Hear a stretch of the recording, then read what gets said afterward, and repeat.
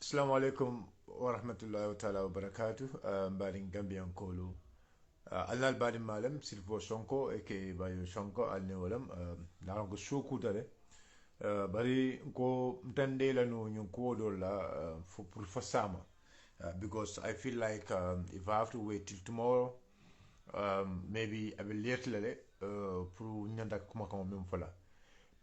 I believe every patriotic Gambian din kendo kende inyanda kanyel lonne anung inyanda ka kalamutale mbeya kalamuta nyamen ko Gambian ko boda carte fayola Gambian ko lafta menne meyita député bunkono i carte o fay wala prada député bunkono mallaf meyite representative député bunkono man carte o fay way basically this is exactly ko meya lonko wala be kering albeya kalam to nyame ko president Barrow me ya lonko wala mu Gambia la president oti nyintemben ko ta mobe malako aya fam forcé banko dungol kan Afrika ke manskata sir mansa siro kam bin tembo mento Gambia dum sembo keno jele kaje ko ya jindi bari be ya jele ko banko dol kan a nyangol kete jele president wala ye fam forcé banko dungol kan pour ye mansa ya banko dungol ya kono ma a jarse kelo siva bela fo alhamdulillah rabbil alamin ila banko bondi bulu but Nyaji Bentol Gambia jang situation is completely different. Adam Boro akoy the Gambian call be mako aya fang impose Gambian call kanne. But that doesn't mean or that doesn't make Gambian people or man Gambia dunwanta kanyin do to pro ka finti ka jeko kala manse anyin ta ka dang.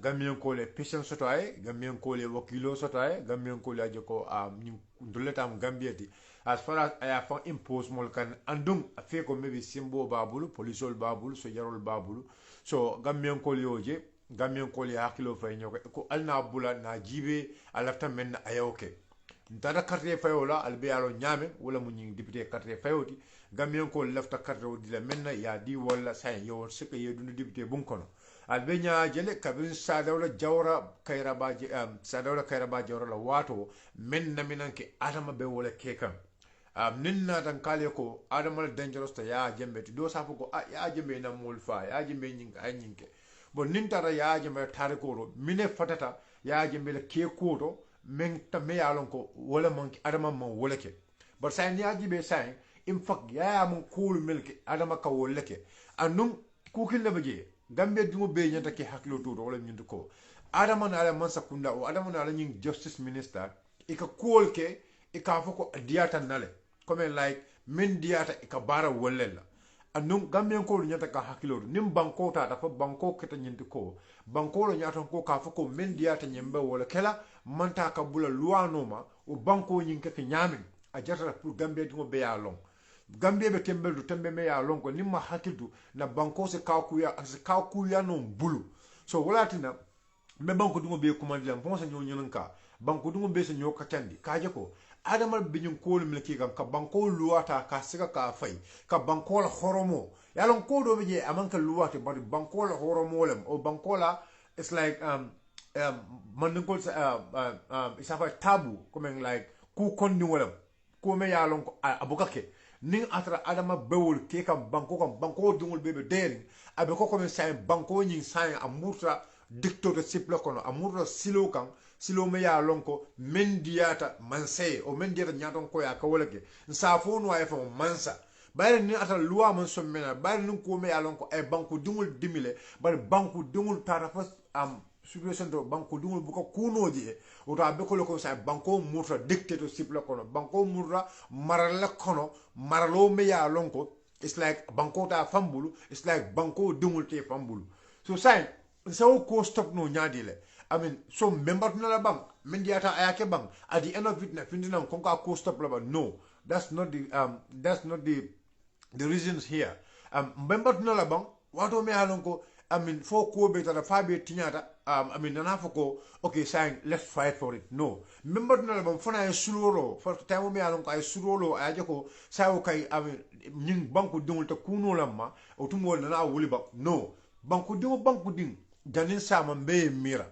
Bianin sama be mira because kukul nebe je adama be tembo do tembo me alonko abuka banko la integrity jibe adama be tembo do me alonko mol me alonko wolla batata nyim banko kan adama buka wol jibe adama molti me alonko amang it's like banko dungul amam bunya banko dungul amam muta fenti ajudutanna so sign ni tara fo ila mansa judutu ya sign ite mu minati banko kan ila mansa ajudutela ite mu minati banko kan sign dol banko dum benya da kan fanji be wolta ni aji be ñun tembe adam be ñun ko le ke kam the civil society the journalists momo yalon ko banku din kindo momo yalon ko diam lala man ibebe diam kam say fambe diam lala dro bank nin diamuta I mean adam yesi ala bonkon aya bulola no ko I don't care about them kane dango fambe wala kele bang fo be action na kele bang ñimu ñun kata balati nambe cross ro ke kam kabirun kunu kabirun tay mo me yalon ko I break the news ko fa mo le ko adam ye fa baka tombo njarta aya tombon anim maymuna sise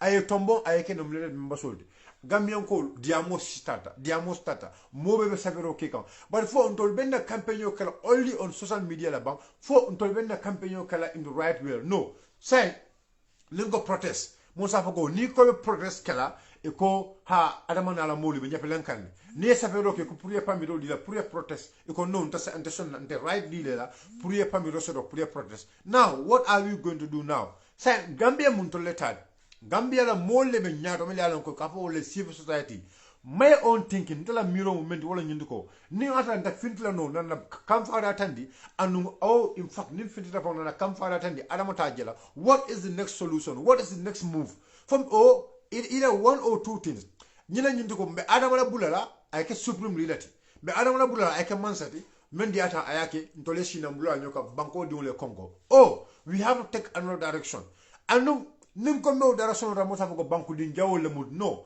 mo sa ko e man la fi banko e move no lafta banko e move because nyayo lafta banko e move pour nyindi ko nyanta ko le kala ko me halon ko wala nyanta ka banko put in the right direction say adama bi abe jikri munto le bi abe jikri ko abe soto kala munto le bi abe jikri ko abe jikri na fulo la bunda juma le me alon ko wala atna men diata aba kekan because I mean it is very important yes ndako there is a way.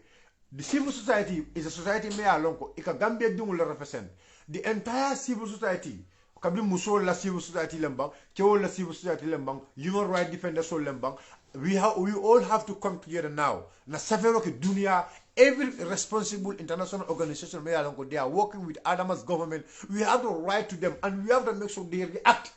We have to make sure they react or they stop. Yajago, you fata Gambia ko mo bema. We have to make sure because Adama doesn't respect us. And Adama can represent. Adama man tola kama bunya. Adama man na fraud kama bunya. Adama man banko dingul bunya in that level. So what are we going to do now? So to me, I think what we have to do now, make kilunti, make a back fa kilunti. Now make sure we bring in na several dunia mara bankoliye. Na safero ko mole mele alon ko wolani adama la masakunda ki bulolu nyoko no pour sa fa alal bulolo kadu na mole tammi me alon ko nal mal bulolo amin na mole tan kundi nal mal bulolo what is going to happen nal mal bulolo même mole me alon ko nal mal bulolo ka makoy at the end of it al ka makoy menga pour kan ton nafa aminan tolle torala that is patriotism patriotism le. Because it's like, okay, Ninkom Fintida Banta, Yakido Fayenkam, Nkom Fintida Banta, Yatiagaso Fayenkam, and at the end of it, got dispersed. So, I mean, see, at the end of it, Inyaya do none, and like the way, the former president Jambe, I may use a system we may use and control the system. The same system because the same people are the people Adama Mel Takam. Let's go back to the history of Sidinja because now we have to look at the integrity of all these people. Who are these people? What have they done? All these things are things Gambians should know it. Gambian ko nyanda ke lonne. Wala mnyindi ko nintara sign. Nintara ko fabaka tombo njara. Jumalem fabaka tombo njara de. Sanjim takani lulu nimfeng. Fabaka tombo njara abe National Assembly kono. Fabaka tombo njara ye mineke National Assembly kono. Me Gambia dingu nafa ala fonye. This is very important. Luwa jawul meli alongo bi me miro ke kan ko nyanta ka wolle bondi na député bun kono. Luwa jawul fabaka tombo njara nyole luwa jawul ta yedundi Gambia la bun kono. Gambia la student protest. Kamu me alongo I mean Gambia dingulu kamda dingulu yebun kidola jumalle molti mele alon ko tafawta pour ka je ko Gambia dingulu kana justice soto wo kamda dingulu kana justice soto fa ba ko tommo njata andi ko adi people mele alon ko wolle o quota ya justify wollo quota ye loi sam na loi me alon ko pour bulo kana la mol kam mele Gambia dingulu fa. I mean, this is trauma. Nyimu trauma to the Gambian people. And this is not about politics. Nkana mira ko nyimu politics la karoldi. We believe ko adama le sembo so do pour ka mo luluta ke tombo. But adama man nyana ka mo luluta ke tombo. Mol me yalo ko wolle luwa jawo ke no jang. Mol me yalo ko wolle ya jemeta ya tlimba ya banko kanya ya jemeta ya ke mo tlimba yo banko kanya. Adama ina mo kilu tombo ka foko pour wolle ke ne banko la speaker, the third in command. Wala ko bankola mo kuma samanjang kamo tombo me yalon ko ay loi jawo sabu nyim banko kamo tombo me yalon ko wala loi samana nyim banko ko loi me yalon ko ay Gambia dingul fa Gambia dingul bota in the history of this country ka Gambia dingul ke refugee in the history of this country mo me Gambia dingul ke refugee mo me loi pass ka Gambia dingul ta ke refugee that passing al koksan adama wala sika ka samana ko wala ta ka ke the speaker of the house the third person banko be kam mo samanjong mo kuma samanjong kalu kaval the president of the republic wala mu banko nyaton koti who is the vice president wala mu member president noma jumala be vice president no that is speaker of the house yeah speaker of the house wo jumalati wala moti me ya lonko kabine be Gambia karamta dinul fala fo ye fa ron ko la mele faro ke mo me ya lonko fintita ko mele faro ke kutala la wol kan yoleta bi adama yoleta aya tombong aka wala mala speaker of the house ti speaker of the house mo me ya lonko wala mo député bo nyaton koti adama yoleta wala moti me ya lonko adama men tombong ka ke député bo nyaton koti jang wala moti me ya lonko 2017 kabrin Gambia dungula decide ko they vote against ya Jammeh wole modi men tamita debitol nyaado ka luwa samana luwa me ya longo ka fako state of emergency ka banko sorom ka banko dul sorom bunkono konko e muta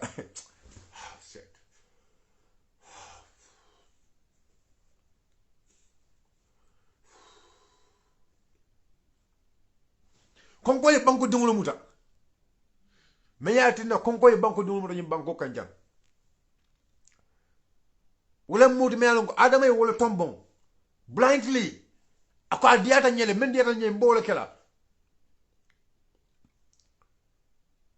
adama e wala tombon aya samana ako wala mu bankola speaker of the house ti Gambians alimbe mirabang we need to know this nyanta kanyel londe Gambia tari ko kono bi pour Gambia dingol ye park yi refugee. It has never happened in the history of this country. Gambia dungol ye park he can refugee to other countries. Ina mna moy.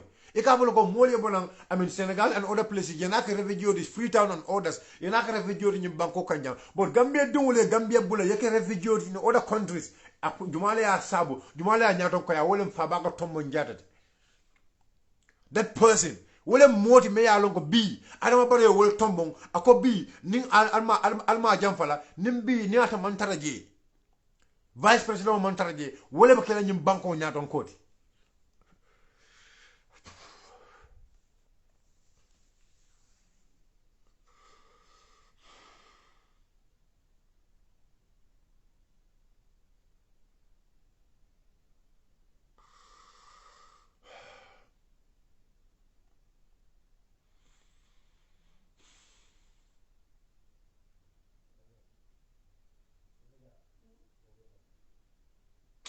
too sad.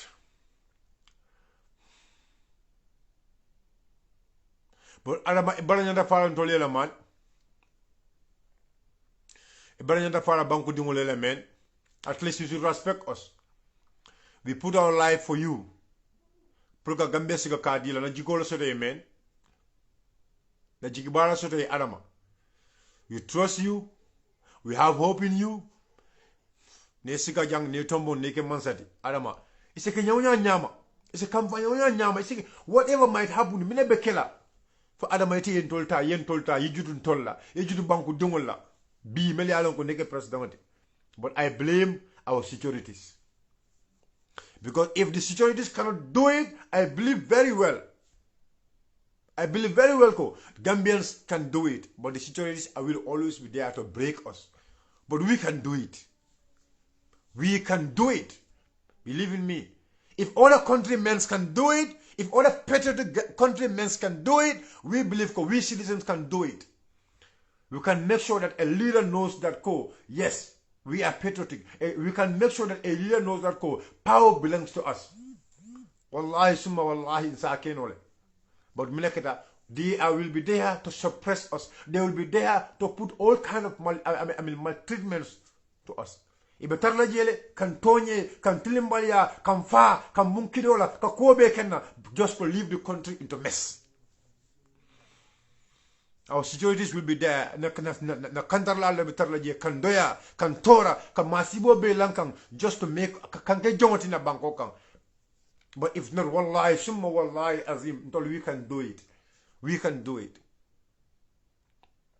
Wallahi, we can do it. I swear to Allah, we can do it. Billahi wallahi. If the soldiers and the police, they can leave us, they can give us our right, our democratic right, Kambula. We can do it. We can spend 1 week, 1 month in the street to make sure that Adama respect our voice. Even if we cannot uproot him from the state house, but he is going to hear us. Whatever we said, Adama is going to do that. But now he's not going to respect us. Adama tentol bunyal. Adama tentol bunyal. Because now everybody is talking. The civil society is talking. Civil society be diam kande. Musol la kafo be diam kande. B. Musol la kafu jelle safero ke B. Badin Christian wole safero ke. Badin Christian wole safero ke. Musol la kafo dunia musol la kafo kafu be nyim banko kanjam B. A musol be safero ke. Ko katandi ko Adama ye musol doya. Adama ye lanjul tol doya. Adama ye lanjul tol doya. Adama ye musol doya. Adama ye mol doya. Mili alongo sembo te la nyim banko kanjam. But saying to kunu raje. Everybody talk. Mobe diamuta. Adama is not listening to us. And we are going to leave him like that. Very sad. Mabula wala nyam. Me Adama baro bula wala nyam. Men diata ayake.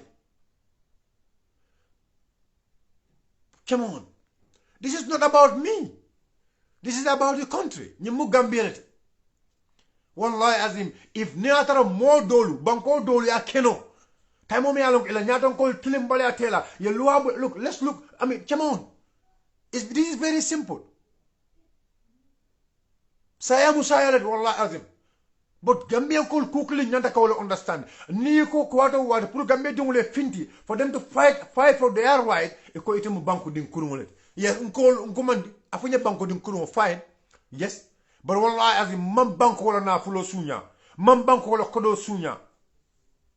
Mammo sunya membatinna iba fanya ko banko din kuro nko lefta Gambia tamanu luala lefta Gambia tamanu silola lefta Gambia la mansay banko dingul lamoy because ndol banko dingul if control sembo de yewolfo iko Gambians voted for you. So why can't you listen to those Gambians? Why can't you give respect to those Gambians? If you believe that it was the Gambians who gave you the power, it was the Gambians who voted for you, why can't you respect their word? Why can't you respect their crying? Why can't you respect their demand? Nida lato ko Gambia dingule karte o faye. Ilata wala ko Gambia dingule karte o faye. Mine atinna o Gambia dingula kuma kan wetita o moela. Mine atinna o Gambia dingula kumbo wetita o moela. Mine o Gambia dingula sula ku wetita o moela. Nyina mnyin karot.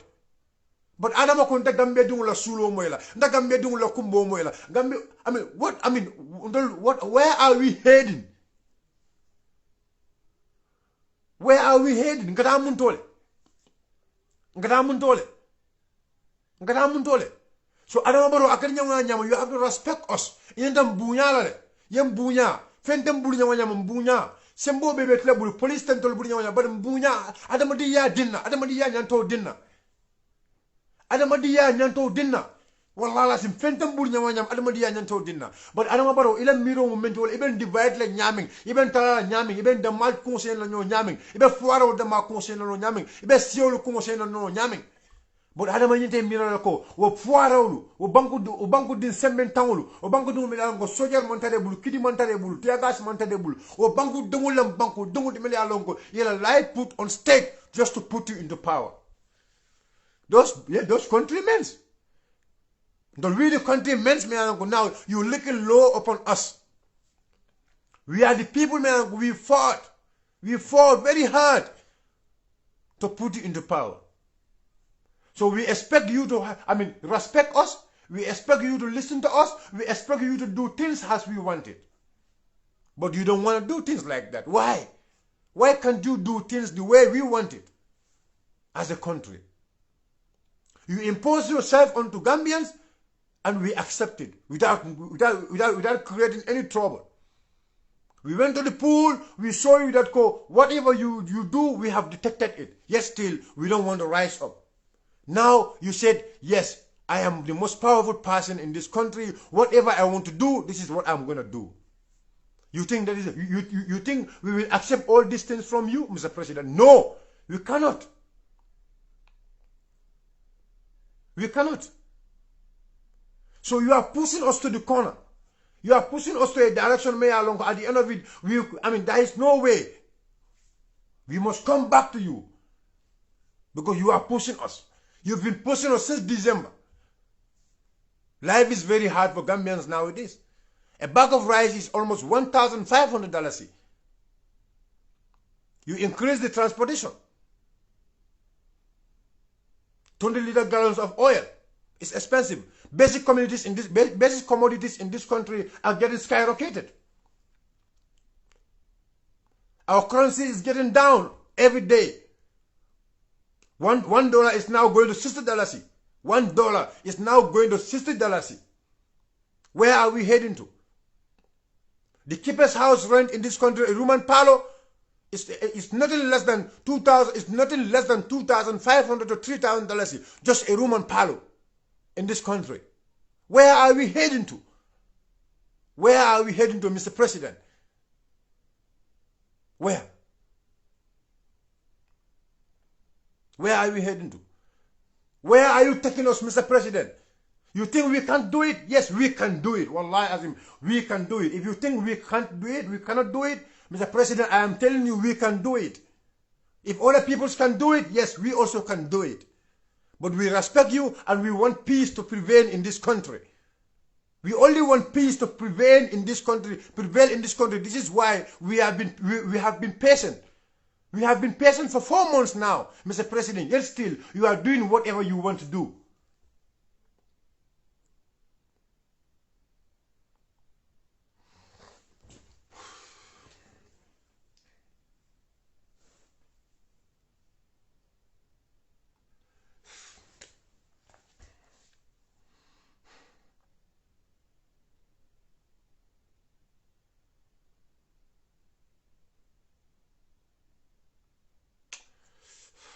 Completely scared. Wallahi Gambian go to Silata, say. Gambian can call Udamito. Sidinjai. After the student protest, Sidinjai will move me along. I carried the dinner jumper because it was part of the student association. Sidinjai, I carried the dinner jumper. I thought Yajambe nominate as a nominated member in the parliament after betraying the Gambian students. After betraying the Gambian students, those students in those days today are the fathers of some of the students today. The students Milango sitting Jamfa in school. They are the fathers of the students today. Wole dungul bakara mudo bi. Wole do kola masakuna kuno bi. Those students those students are the people in the military right now. Those students are the people in the paramilitary right now. Ibukasino Kemira, Yemira in those days. When those who are in the paramilitary in those days, those who were in the soldier in those days, were the people who brutalized them when they were going to school. It became a miracle. Their colleagues, some of those colleagues, in school in those days. Today, those people are not walking by foot. It became a miracle. In those days, they cannot walk because those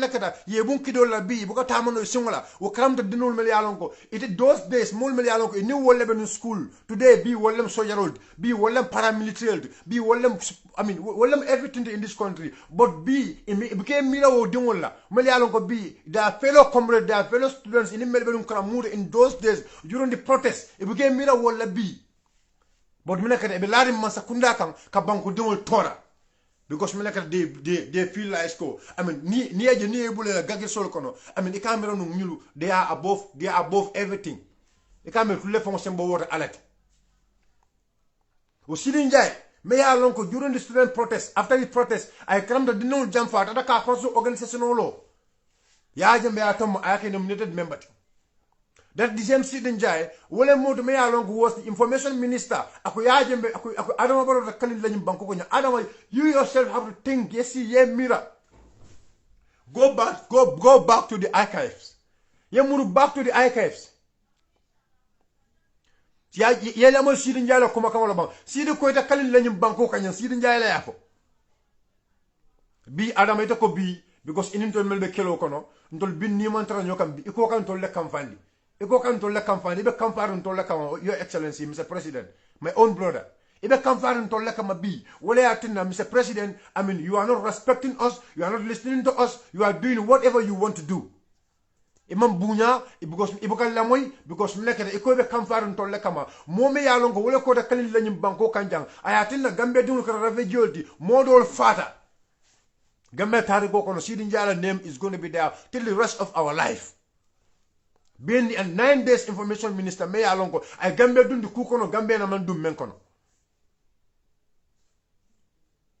that is the guy you want to bring back to the I mean you want to bring back to be the leader of this country because if the speaker is not there I mean he is going to be the speaker. God forbid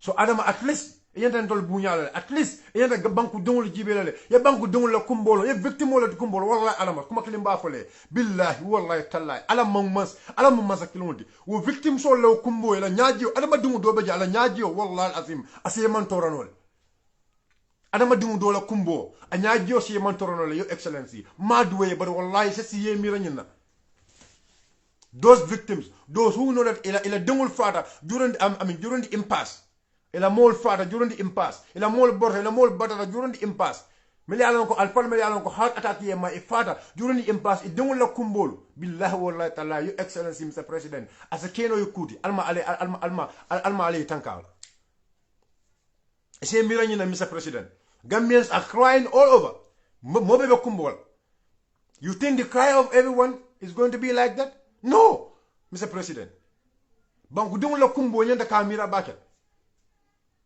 banku dungu la kumbo nyanda kamira bagala Mr. President banku dungu bebe kumbo kan iko victimol be kumbo kan ye mol la mol falan TRRC up to now the recommendation of TRRC man fe moya koko no Mr. President victims are crying ikana mosam na me yalonko it's like America victimol leta ki hadani moment ka victimol adani bi moment ko victimol bi all what was said at the TRRC moment ko it was all false. That's the person may along to impose it on Gambian people. Forcefully. People without no integrity. To enforce them into Gambian people. We don't care if you want to bring, if you want to appoint Maimuna, fine, Maimuna, it's okay, she's a sister, she's a Gambian. But in fact, Maimuna sister being somebody may along she's having an American citizenship. They need to correction her, for a Maimuna citizenship need to be correction. If she's an American citizenship, no. If she's an American citizen, she cannot be into the parliament. No. If Maimuna, Maimuna American citizen only, Maimuna Manyana appointed as a nominated member because she is an American. A dual citizenship cannot go to the National Assembly because Banku Dungu don't live in Bangkok and Mele Alongo. Il a fait un député Alano, but Kabriya Jako Itolumu. Kabriya Jako. Itolmu mo le meli alonko itolmu kabri ajako itolmu dual citizen solidi ikeda mo le meli alonko ye gambian ko jibe ye loi bu ko jibe e kontol ya baile because of we are dual citizenship ndolmu banko fula dingo le anu banko loi ma son wala if the citizen can respect the law what about the president of the land? If the citizen can respect the integrity of this country, the sovereign right of this country, the sovereign right of the citizen, why not the president cannot respect the sovereign right of the Gambian people? Minat na president mon Gambia dungu la nyanto sika kadila. Ni diam de ko ha karaka diamule. Ntebe diamulale. Ntebe diamulale. Nim ngoye ko ntebe diamulale. If they want, let them come for me. Let them come for me. If they want, let them come for me. Ndamanda nandiro kala. Manda kufola meya lonko is going to be threatening. And I will always make sure I guide my words. From 2017 up to now, I always guide my words. Because I know, I mean, we only have a so-called democracy here. We only have a so-called democracy here. And I know, in these 5 years, there is going to be a lot of witch hunting. But I am ready for that. I know there is going to be a lot of witch hunting these 5 years. Because this is going to be the 5 years Mayor Longo, they will want to, I mean, forcefully impose themselves to Gambian people. Now, look, in 5 years old, 5 years old, Mayor Longo, if I left like a phone force to fight Gambia Dungul Kang, Gambia Dungul Sorong, Gambia Dungul Tap, threatening. One of the brother Mayor Longo, I was with him. I mean, we did operation in North Bank in last election. I mean, somebody call him and tell him, Ibemuntole, we are coming for you. Somebody call him. Akai Ibemuntole, Akai, we are coming for you. Akai go batarole ke call, men ke call. Namu kyot, I na for confelen, I na tandila. Nata mu kyot. But batarole wala tinda, you know, ake call ke treating. Namu kyot, I for Ibemuntole. In fact, I have where you go and meet him there, not at him. If he cannot come to you, I have where he is. You go and meet him. At another him kill it. And nobody can Skype anybody in this country. At a killer. At a killer. More than more standing on him, come and kill us if you want. Niamfa at the end of the coming for Mr. President. Agent Soul anytime when they want to come and kill, let them kill me. But Niamfa, Mr. President, look after my family. Because you know my family.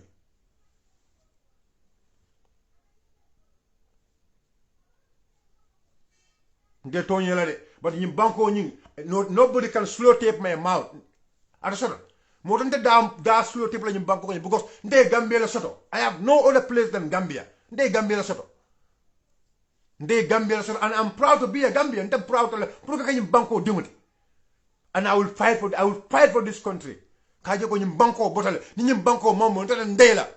Some of my people will always tell me they are more kind on the side. Ngo ko mendele minala. I will never be a hypocrite. No. I will always talk. Till the end of my day. Inshallah. Fakayo ko nyim banko e bondi. Nyim banko mom bondi mbe diamula, ntebe diamula. Because Gambia banko ngata damendo. Ngam mira men wala nyindiko bi. Gambia dingul ka jelle jo loi sola bi. Gambia dingo besi ye mira wala. Ita police bank, ita soldier bank, ita immigration bank, ita civil servant bank bi ka jelle jo loi sola, ita membe loi sola. How much are you paying for rent? How much are you paying for rent? You know how many, Bankola channel, Musadame, Gambia channel, I better about media empowerment, didn't know tema. All these people, Melka Diam, Jamane, Bank, Kravo, I mean, who didn't know, Lamin Janul Bay.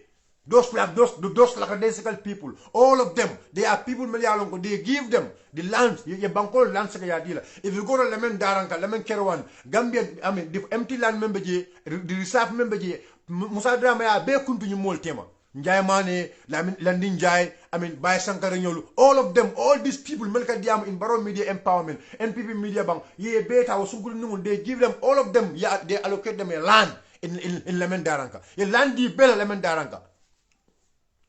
All of them. If you come to Yarambamba from the same thing, you know Yarambamba, because the land has no owner. And they make a lease land for somebody. You gave a lease, I swear, the deal that make it out black. Gambian code nan malon so five. But you dingo me along a fala ka je doku. E ka e famam kaydi sata jang. E nyapita kang. You blabe tabu ya lease. Ya sika ya di one individual person. Me along ko ay motol say. I me along ko ay masimal say. Billahi wallahi ta'ala kamem po namon ko yamba. Allah subhanahu wa ta'ala billahi mo kambe sunka rolokon. Ami kamboko me ko ha nyimanga sojarol tadi. Sojarol ka ko talam amanga sojarol tadi. Wala Gambia sojarol al say mirabat. Gambia security al say mirabat. Eko ha je manga sojarol tati. Because ever since during Jambe time, I mean they even ye modo la dula for boje because ko jemu sojarol talent during Jambe time. jambe bora jantone ko sang sojarol man sembe soto sai ye dulani mu instead of ya kundu ya ke sojar ya di sojarol la as a resident ya kundu ya tala nyotema ko bucewol ngale ko banko ali adi banko bucewol la nali ye banko di banko bucewol abe banko be kuntu na ba di la mella diati ka banko keno wafle ko subo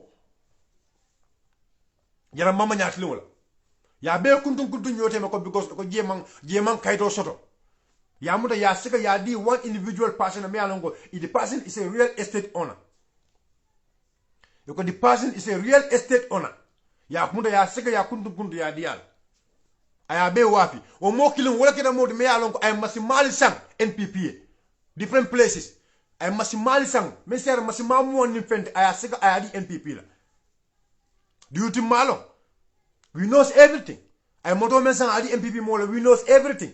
Because that land, it was a vast land in Yundum. I have a word before I went through Yamansia. Go to Banyuni and ask them, come for Toyante. They caught another party at the Indian Ola. Swami India. We know all distance in Mekrajan. Musadrama is the one leading all distance. Yasila kan Koral Sika ya basic Yatala Nyotema, come and Busaul. Wasila kan Koral Nimbe, Yatala Nyotema, Hydra Plus and orders, Yasika Yatala Yadiola. Mulman go Sembo Bele, Yachinosika Dila, Jaol Nuli, Chinosika Yasika Yadila. Gambian Bangkok and Gambian coal, Fatal Molon, coal, Bangkok. Lemon Daranka, Lemon Keron, Cheno member, all the reserve land member, Yabe Kuntu Nyotema. I mean, Kubariko Airport, Cheno member, Yabe Kuntu Nyotema. Even inside airport, Yakuntu Mafia, Damal Tema, Gambia Konajam. Juana Molo. The rich are suppressing the poor. That is what is happening in this country. The rich are suppressing the poor. But we have to expose them. We have to make sure that the international world know that these people are these people are murderers. These people are murderers. These people are key mafias. They have no national interest, but they have their own personal interests. These are the kind of people we have in this government. All the tourist area, Yabe Wafi, Atala Nyotema. All the highway properties, Ibuka from allocate. The car wafi, they sell it. We know the people are wafi moli melema. Near London. The Indian garden. As we are speaking right now, Indian garden on Yakuntule already. Indian on the dam down Kudutobe Yabe Kunt already. Yaminake, they did a mafia game there. And I understand what the guy in from a leader, called a minister and told the minister that I want the car list friend as soon as possible. And they link themselves to Sate Mall. We know everything. They go and deal with the Alcalo. So the Alcalo will make sure no problem. Say Alcalo will give you maybe we'll give you 10 million. 10 million dealer a day. So they will give 10 million to an Alcalo. So Alcalo be dealer and I'll dimba beta do 10 million. So it will be drawing wafila to a drawing wafila almost about 50 million. So where is this money going? But Gambian call the channel. And they allocate another place for the Indians. Anywhere, whatever you guys are doing, I know it. And don't believe in me. All what you people are doing, I know it. And we are going to make sure we revise all these things. But Allah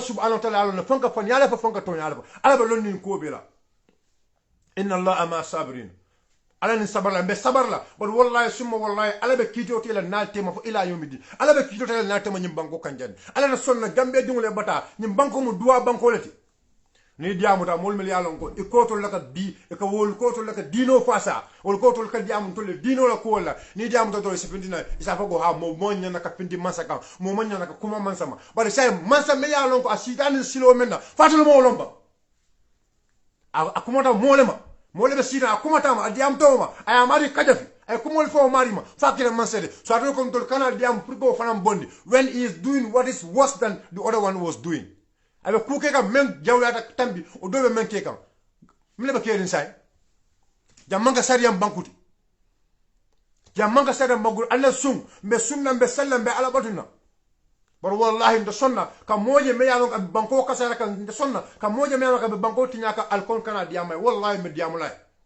ntanen na de bal be diamla mba kalam tan lako banko kada nyame nyama to sonna bi to sonna sama gambe bidaka into wrong way adama dungul be fakal le tando wado le tando man boro soto le tando man masu soto la man soto le tando to no seulement joken do soto fot lemon no sol ka finde ka strike amini strike no sol ya wala ki banko kanya gambe dungulu alimbe simbe mi da wala ko say me tembo men na pati ko wala ndi bang let's think about this country anna gambia banko mira gambia la munna banko di gambia la mudla dam jalo ko ndol se ndol fanan this is our pride should be our sovereign interest.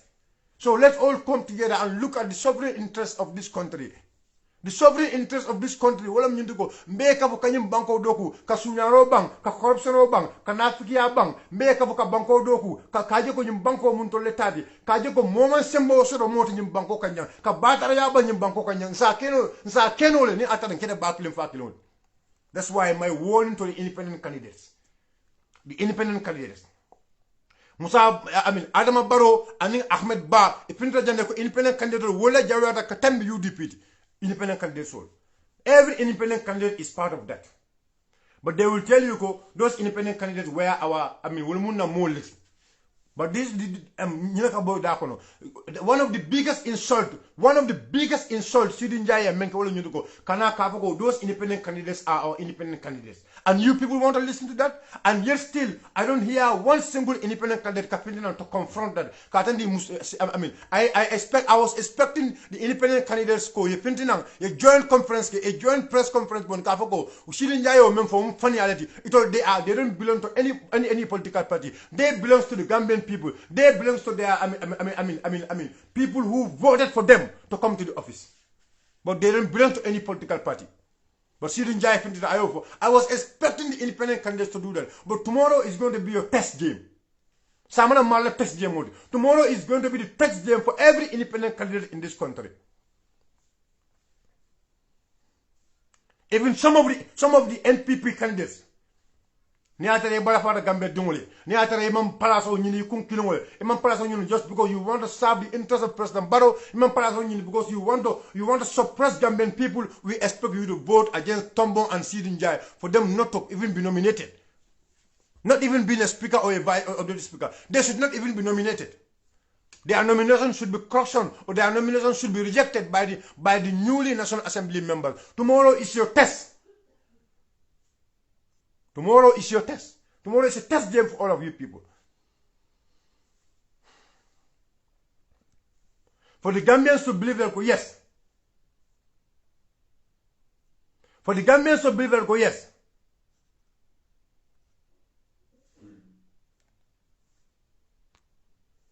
For the Gambians to believe that yes, 100%.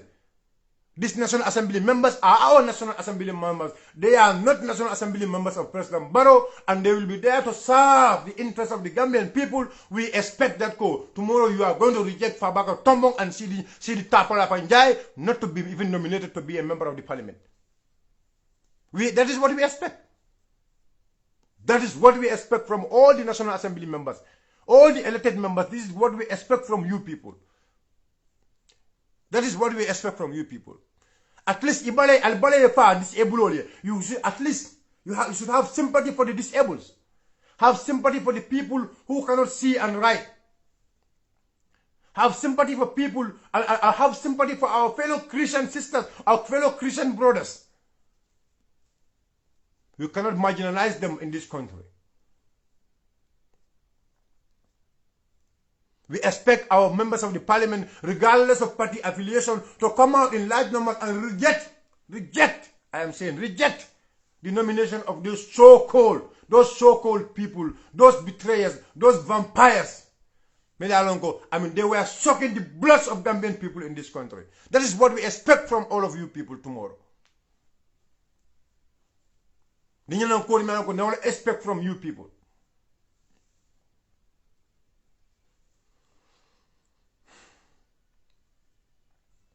So this is all what you people need to know.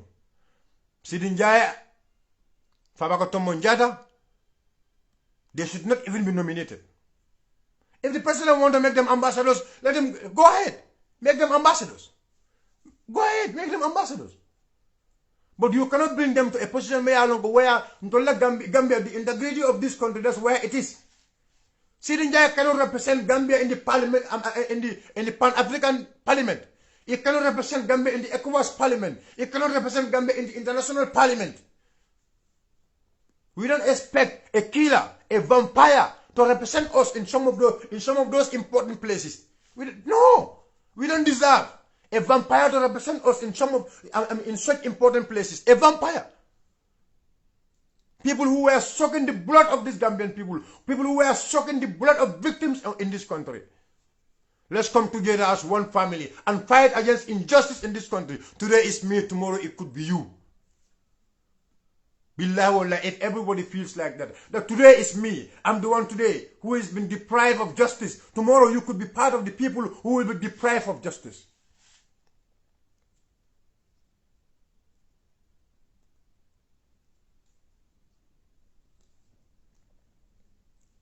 Today, yes, today is me. Wallah, as in today is me. Tomorrow could be you. So let us put our tribal, differences away. Let us put our party differences away. Let us put all our differences away and come together as one family and support a bill not to accept the likes of Fabaka Tomonjada and Sidi Tapala Banjai not to even be nominated. They should not even be nominated. I am saying they should not even be nominated. Imanya can nominate for. I am telling you, if we respect the constitution of our country, if we respect the law of our land, the integrity of our land, the sovereign interest of our land, we should not even allow them to even be nominated. We have, how many intellectuals do we have in this country? How many lawyers do we have in this country? How many people will they have the, look, are you telling us that MPP doesn't have any intellectuals? No. There are very good people in MPP, I believe. If there is no good person in NPP who can be a speaker, government people are going to appreciate. This means NPP cannot exist in this country no more. This means NPP cannot be a political party in this country. This means IEC, the number one betrayers, the vampires, the kuffars at IEC. Astaghfirullah, let me not call them kuffar. Let me not call them kuffar because the deen doesn't allow them. Astaghfirullah. But there are people who know that they were there to suck our bloods. Today, Gambians, all this trauma, all these difficulties Gambians are going through, it was caused by those vampires in IEC. Alu Mamanunjai and the core. They are vampires. They are blood suckers. They are people, they have no respect, no regard. They have no humanitarian feelings for the Gambians. They have no feeling for the poor. They have no feeling for the needy in this country. They only want to fill their pocket and go and sit in their bloody hell houses.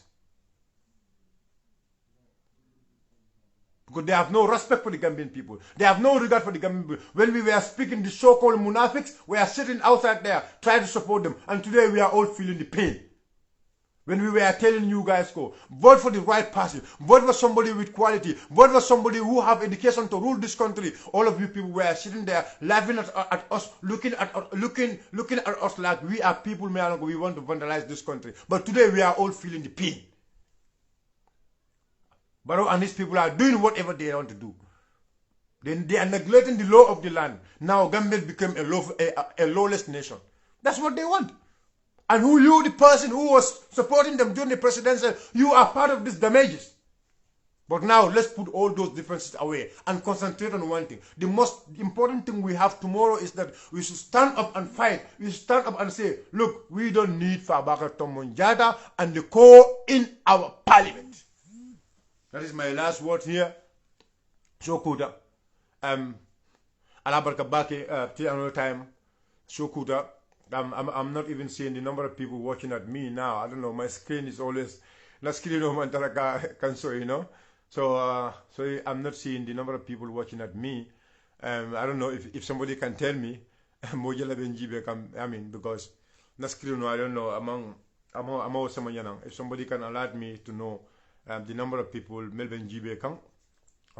So Gambian Kolu. We